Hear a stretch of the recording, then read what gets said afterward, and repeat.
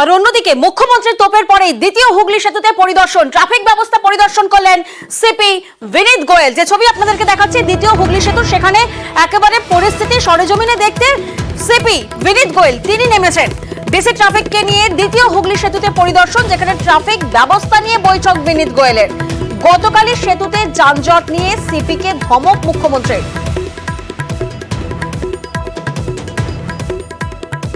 Second ব্রিজে traffic নিয়ে নির্দিষ্ট কিছু পরিকল্পনা করছেন? পরিকল্পনা হচ্ছে তো, আপনি দেখতে পাচ্ছেন ডিসি ট্রাফিক নিজে আছেন, ডেলি উনি জিনিসটা রিভিউ করেন এবং ইনশোর করেন যাতে কি কোনো ধরনের কোনো এখানে অসুবিধা না হয়, মানুষের কোনো অসুবিধা না হয়, এবং ওর জন্য যা প্রয়োজন সব কিছু করা হচ্ছে।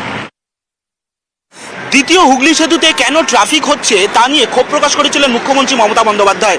তারপরেই কলকাতা পুলিশের পুলিশ কমিশনার এবং কলকাতা পুলিশের ডিসি ট্রাফিক তারা দ্বিতীয় হুগলি সেতুর ট্রাফিক কিভাবে নিয়ন্ত্রণ করা যায় বা কিভাবে ট্রাফিককে সচল করা যায় তা নিয়ে সরেজমিনে পরিদর্শন করলেন। আপনারা দেখতে পাচ্ছেন কলকাতা পুলিশের ডিসি ট্রাফিক তিনি নিজে সরেজমিনে পরিদর্শন করছেন।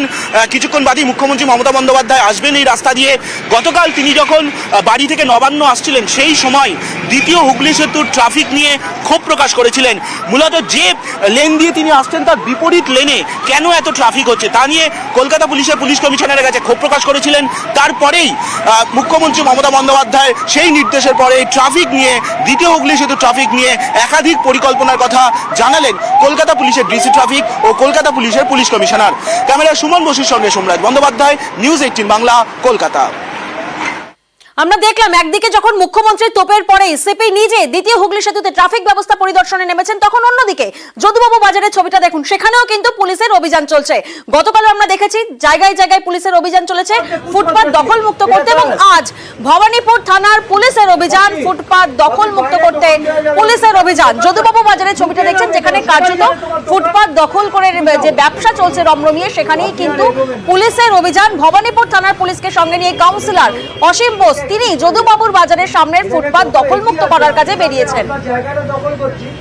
এই লেভেলে আনুন, আপনি বেরোচ্ছেন, ও বেরিয়ে আসবে এবার, কারণ সব জায়গা দখল করার ব্যাপারে। এটা কার দোকান? এটা কার দোকান? আপনার তো দোকান ডকুমেন্টারের ভেতরে, আপনার তো বাজারের ভেতরে। আমি ভুল বলছি? বাজারের ভেতরে আপনি ভেতরে লাগান, আপনি আবার একটা লাগাবেন না। পুলিশ কিন্তু মুখ্যমন্ত্রীর তোপের পরেই তৎপর পুলিশ প্রশাসন। যে ছবি সামনে উঠে আসছে, কলকাতা জুড়ে ফুটপাত দখল মুক্ত করতে পুলিশের অভিযান চলছে, আগামী দিনেও উচ্ছেদ অভিযান চলবে, এই জানালেন সিপি।